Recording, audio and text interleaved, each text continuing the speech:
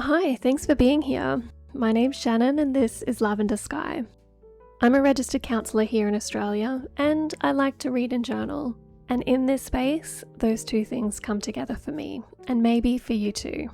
In this video today, we're going to do a few things. We're going to start with a flip through of my 2025 reading journal and all the spreads that I have in here, and chat about crafting and reading and how these can be a great way to invest in yourself and your mental well-being.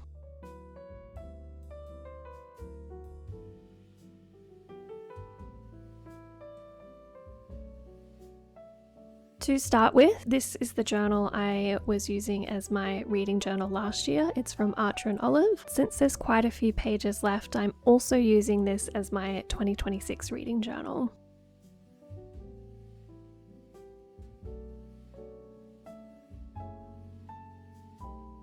Let's have a little flip through.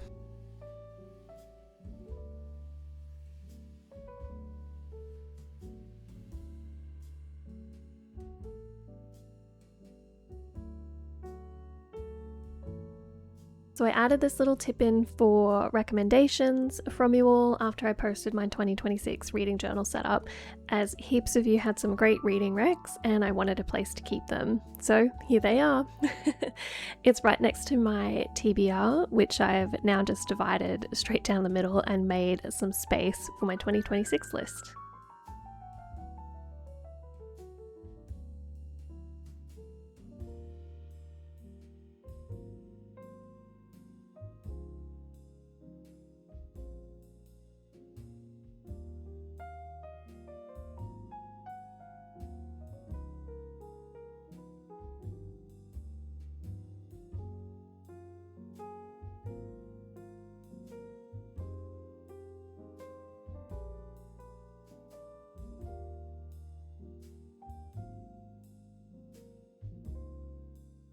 I haven't totally finished some little things for 2025, so as I see them, I'm just going to fill in the gaps as we go.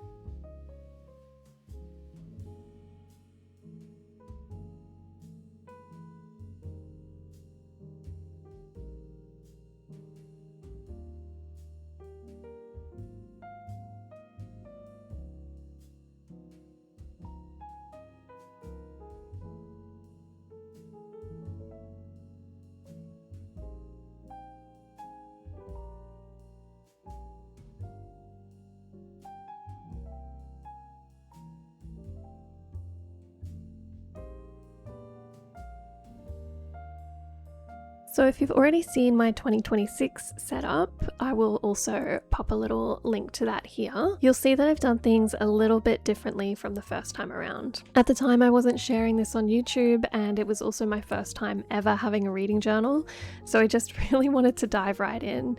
I hope this shows you that things don't have to be perfect to get started. I've been learning on the go, and you can too.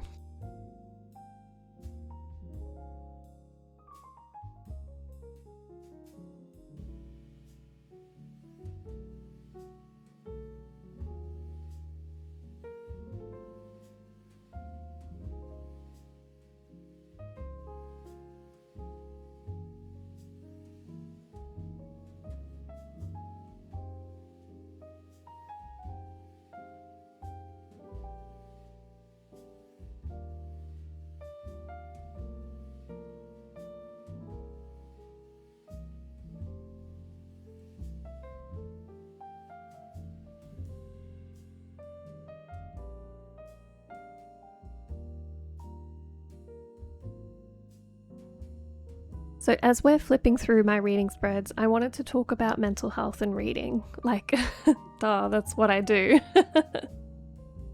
From the counselor side of me, I wanted to share this self-care wheel. This is something that I use with my clients when we talk about balanced well-being. Maybe this is something you've seen before, maybe this is new to you. Wherever you are with this, that's fine. Today I wanted to talk about the mental well-being part of this wheel for now, and in future videos I'm sure I'll talk about other parts as well. I guess this is the part where I say, so make sure you subscribe if you want to see those. But seriously, I guess, if you want to see those, let me know. I love this self-care wheel and I love talking about it with my clients, and I'm sure I'll love talking about it with you here. Now, mental well-being is how you look after your mind or your thoughts. I often say this is how you be kind to your mind. For me, I try to be kind to my own mind in lots of ways, I like to think. And reading is one part of that. Diving into fictional or sometimes non-fictional worlds can be a way to live many lifetimes, to feel many things and experience many things that maybe I don't experience in my day-to-day life. It may or may not shock you, but apart from work and home life, I don't really do much. So escaping into reading is a great way to have experiences without really leaving the comfort of my own home. Reading how characters navigate challenges in their own worlds can sometimes, I guess, lead us to reflect on how you might navigate challenges in your own life. I often really like to think, did that character make a decision I would have made? Would I have done things differently? Especially for the characters that make me feel frustrated. I always think this is a fun opportunity for self-reflection. Like, why did that annoy me so much? Why do I hate you right now? Did you do something that I wouldn't have done in those same circumstances? Why is that? But through the world of books, I guess, you can grow within yourself. It's a great way to flex your empathy skills or find ways to navigate challenges in your own life. And then the journaling part, writing down my thoughts on that book, for me is more than just record keeping.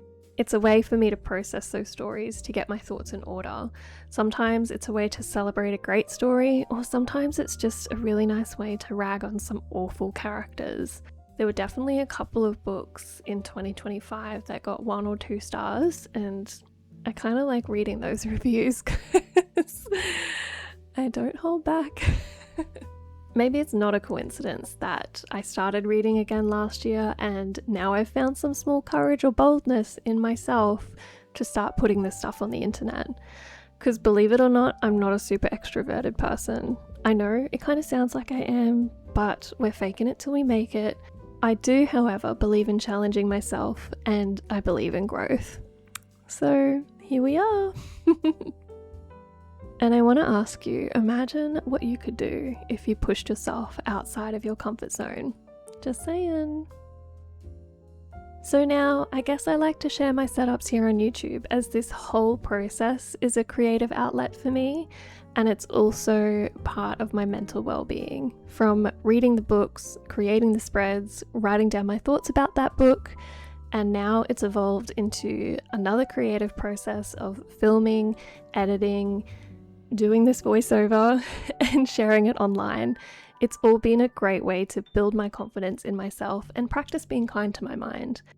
I know that I'm not the best at it, but I also know I don't have to be perfect at something to just do it.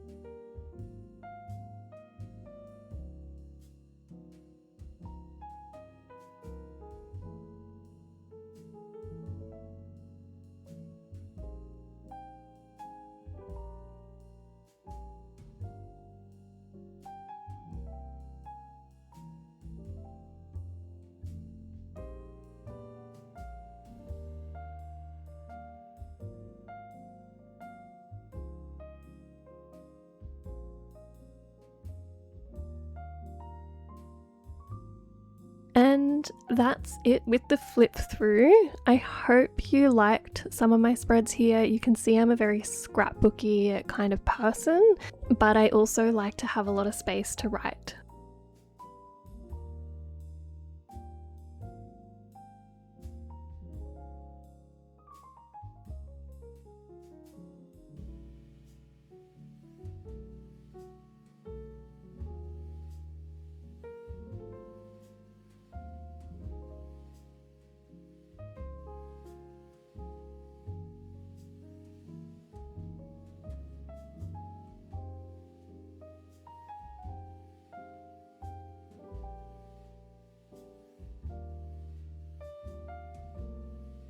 Okay, I also wanted to quickly talk about the stats that I did for the end of the year.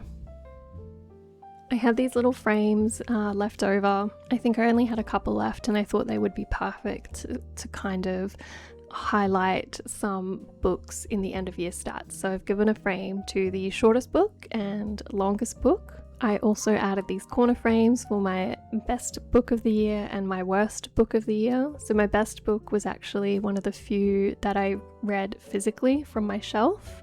That was The Mountain in the Sea.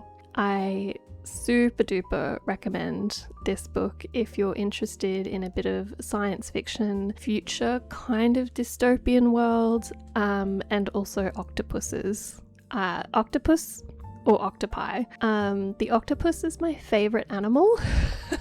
Fun fact. So I really enjoyed this book because it talked about like an intersection of science, of true intelligence or alien intelligence, and the life and brain and social workings of octopi. So yeah, I totally love it. Got best book for me.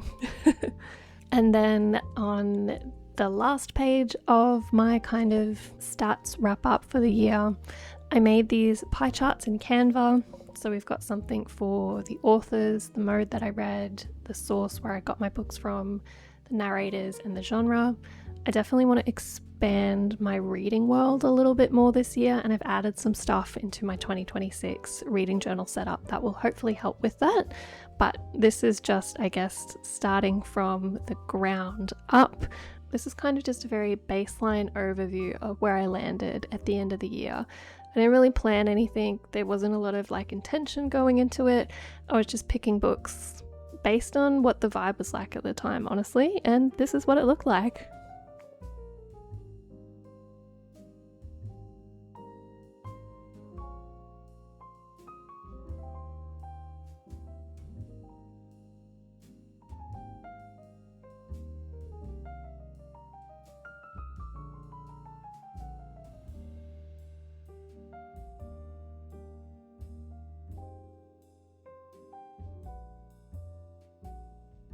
Now we're going to set up some pages for January.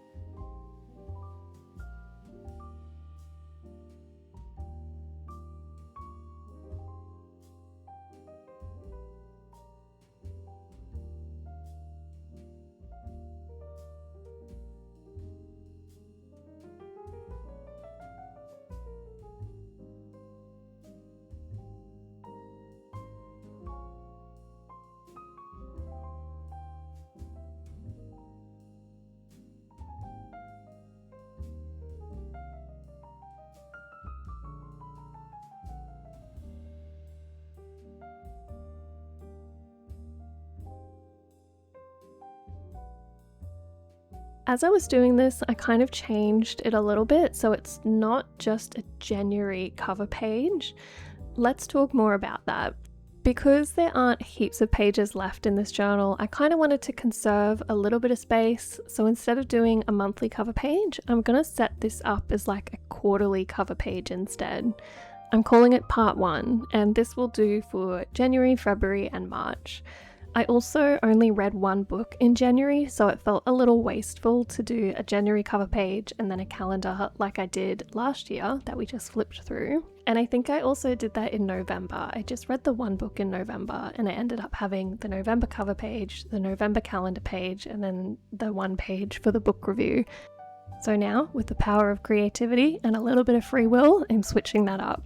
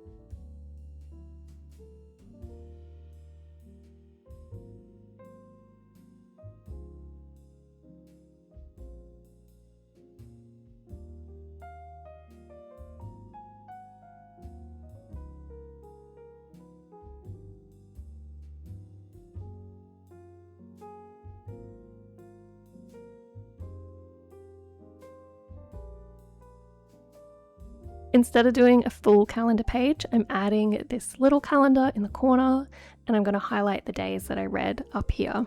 I don't really use this data for anything, I just like to see it, so I'm keeping it.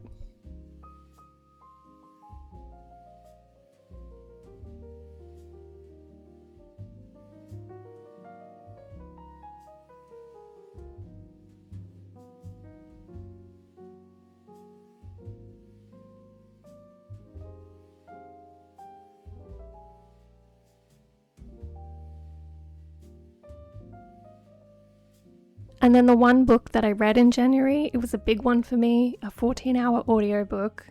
I had put this one on my TBR after watching another YouTuber last year, Rhyme, do a reading journal page on this. It was Tomorrow and Tomorrow and Tomorrow by Gabrielle Zevin. Honestly, it was a great way to start the reading year. It was a 5-star read for me. If you haven't read it yet, maybe go and do that. It's about gaming, game development, and friendship. And I really like that. I'm a bit of a gamer myself. I was definitely on the Nintendo 64 as a kid. Side note, I never finished Ocarina of Time. Someday I'll come back to it and someday I'll finish it.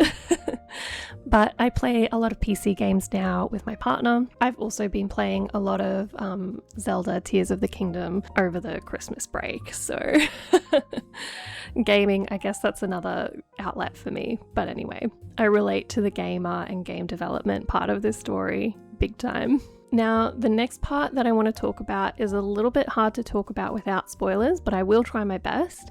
But if you don't want to hear anything that could be considered a spoiler, skip ahead. I will put the time at the bottom that you need to go to, but consider yourselves warned.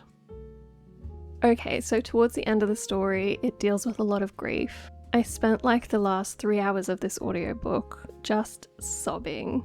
I don't even think it was that bad. It was just that my emotions were very heightened at the time and I was listening to that big chunk all at once. And I just cried. I cried and cried and cried. But I think that's what gets it to 5 stars for me. It was hugely emotional and so cathartic, and it really made me think about all kinds of relationships, not just friendships, but relationships with your partner, relationships with family. It also made me think about death and grief and how that's navigated between the people in your life. Okay, that's it for the spoilers.